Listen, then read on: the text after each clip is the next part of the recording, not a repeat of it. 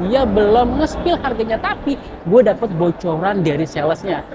Untuk varian EV-nya itu harganya sekitar. Hai, selamat datang di The Mobil. Nah, pada perayaan ulang tahunnya Wuling ke-8, Wuling menghadirkan mobil yang khusus untuk keluarga Indonesia.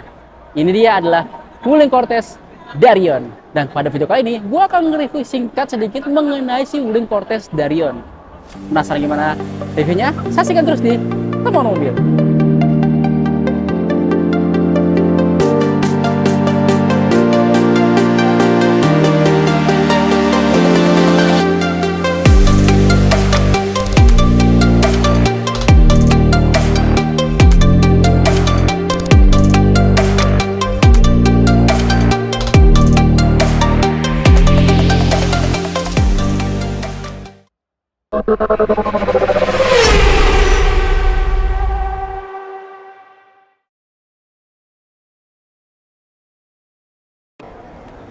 Nah, Wuling Cortez Darion ternyata namanya diambil untuk dari Indonesia. Sesuai tagline-nya adalah Wuling dibangun dari Indonesia untuk Anda. Yang mana Darion itu dari Indonesia. Namanya keren sih, karena emang mobil ini dikenalkan karena khusus untuk keluarga Indonesia. Dan juga ini adalah penerus dari mobil Cortez. Dan kalau kita lihat, mobil Cortez itu kalau dari bahasa Yunani adalah berwibawa. Jadi mobil ini berwibawa, elegan, dan memang khusus banget untuk keluarga Indonesia. Nah, kalau kita lihat, ini adalah mobil MPV 7-seater dengan dia mengusung tema elegan streamline. Yang dimana dia dari lekukannya, ini lekukannya smooth banget. Jadi nggak ada kayak patahan-patahan kayak mobil sporty, tapi ini dia lekukannya smooth banget, membuat mobil ini terasa lebih elegan. Dan lihat dari sisi grillnya, mobil ini ada dua varian, yaitu varian EV dan juga varian PHEV. Dan untuk varian EV-nya dia ada di belakang kita, jadi mana itu sudah plug-in hybrid. Dan kalau kita lihat sendiri dari sisi desainnya, untuk plug-in hybrid dan juga untuk EV dia berbeda, terutama dari sisi grillnya. Nah, kalau dari grill sendiri, si Cortez Darion untuk yang PHEV ini, grillnya ini cukup besar, gede banget, jadi membuat mobil ini terasa lebih elegan. Dan di bawahnya dia ada aksen chrome, membuat keelegannya makin kental lah.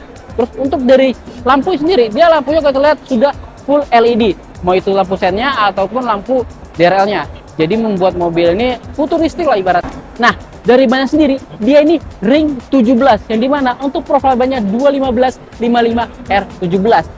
Dia ini dari velgnya dia two-tone, membuat mobil ini terasa lebih elegan lagi. Dan kalau untuk dari sisi belakangnya menurut gua ini sosok, tapi ini kebapak-bapakan banget. Untuk lampunya sudah full LED, futuristik banget desainnya. Dia sudah ada defogger, ada wiper juga, dan di sini ada kamera belakang. Jadi mungkin dia sudah 360 lah ibaratnya. Dan untuk lampu spionnya sendiri, dia ini suara dengan body dan ada kamera juga. Jadi harusnya ini dia memiliki fitur 360 karena di depan ada kamera, samping dan belakang pun juga ada kamera. Dan kerennya, dia sudah ada panoramic roof. Jadi mobil ini mewahnya makin berasa banget. Dan kita lihat dia ada dua varian kan, varian PHEV dan juga varian EV-nya. Nah, kita lihat perbedaannya apa sih dari varian EV-nya. Oke, kalau dari depannya perbedaannya tuh cukup mencolok, yaitu dari sisi grillnya. Dia secara grillnya clean, dia nggak ada grillnya karena dia EV, jadi nggak butuh kayak aliran udara. Tapi dia ada bolongan sedikit di sini. Dan di sana juga ada bolongannya, ternyata ada bolongan loh sebelah kiri kanan ya. Jadi secara perbedaan dari sisi eksterior sebenarnya dari cuma sekedar grill depannya aja. Kalau PHEV dia ada grillnya, sedangkan ini dia clean, simple, seperti layaknya mobil EV pada umumnya. Nah, dari sisi eksteriornya dia sudah memiliki fitur sliding door untuk di bagian pintunya. Jadi memudahkan banget untuk keluarga kita keluar masuk ke dalam mobil ini. Nah, kalau kita lihat dalamnya, dia MPV 7-seater, yang dimana untuk bagian tengahnya Rokudo itu Captain Seat. Dia dibalut dengan kulit jok yang warna coklat yang cukup mewah, dan juga dia sudah elektrik. Jadi untuk pengaturan joknya pun sudah lebih otomatis, lebih mudah lah. Terus dia juga ada sunroofnya, jadi mobil ini lebih mewah lagi. Dan kalau di belakangnya dia ada row paling belakang itu bisa muat 3 orang.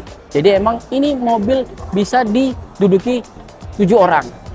Khusus banget buat keluarga Indonesia yang memang cari mobil yang lega buat keluarganya. Tapi kalau kita lagi di dalamnya lagi, ternyata space antara jok kiri dan jok kanan itu ada gap lagi, dan menurutku cukup luas. Jadi kalau misalkan anak kecil atau anak kalian yang ingin lalu lalang, itu pasti aksesnya lebih mudah lagi. Nah, sekarang kita bahas dari sisi performance-nya. Oke, membahas dari sisi performance-nya, Wuling Cortex Dario ini kan ada 2 varian, itu varian PHEV dan varian EV-nya. Dan kalau untuk varian PHEV-nya, dia didukung dengan 1500 cc dedicated hybrid engine, yang dimana dia digabungkan dengan motor listrik itu sekitar 145 kW atau dedicated hybrid transmission. Jadi mobil ini bisa memberikan akselerasi yang halus dan juga pastinya responsif. Jadi kalau kita lihat untuk bagian baterainya sendiri, dia itu bisa secara jarak tempuhnya itu sekitar 125 km. Jadi kalau digabungkan antara antara bensinnya dan juga baterainya itu mungkin sekitar 1000 km sekali pengisian bensin dan juga pengisian EV-nya. Nah, kalau untuk varian EV-nya dia didukung dengan 150 kW motor listriknya, yang dimana secara jarak tempuh itu sekitar 540 km. Jadi cukup banget kalian untuk menggunakan mobil ini keluar kota ataupun di dalam kota. Dan dia port chargingnya sudah CCS2. Jadi secara untuk fast charging sendiri 30 ke 80% hanya butuh waktu sekitar 30 menit aja. Jadi mobil ini memang banget bisa digunakan keluar kota, dalam kota untuk keluarga kalian semua. Nah, ngomongin harga, memang dari Wuling sendiri baru saja memperkenalkan, dia belum nge-spill harganya, tapi gue dapat bocoran dari salesnya.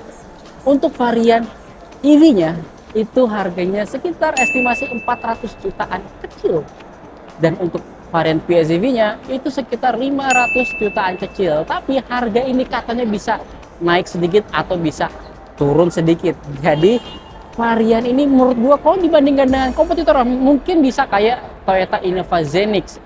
Ini harusnya di bawahnya lagi harganya. Atau mungkin lebih ke Toyota Foxy yang mungkin harganya sudah 600 jutaan. Jadi kalau dibandingkan dengan kompetitor, ini pastinya Wuling Cortex Dario bisa di bawahnya dari sisi harga kompetitor. Nah, gimana menurut kalian? Nih, worth it nggak dengan harga segitu? Share di kolom komentar ya. Nah, kesimpulannya adalah Wuling Cortex Dario hadir untuk warga Indonesia. Jadi mana dia MPV 7-seater memang dan cocok banget buat warga-warga yang suka banget mobil lega, banyak, dan harganya pasti pengennya yang affordable. Jadi Wuling Cortex Dario ini menjawab kebutuhan masyarakat Indonesia atau keluarga Indonesia. Dan dari sisi harganya cukup lah. Kita udah spill juga harganya 400 jutaan kecil untuk PHEV-nya dan 500 jutaan kecil untuk versi PHEV-nya. Dan itu harganya bisa naik dan bisa turun. Nah, gimana menurut kalian dengan harga segitu dan fitur ditawarkan dan mobilnya yang ditawarkan seperti ini, worth it nggak dibeli? Share di kolom komentar. Jangan lupa untuk like video ini, pasti sampai sana sama mobil. Saya salam, sama mobil.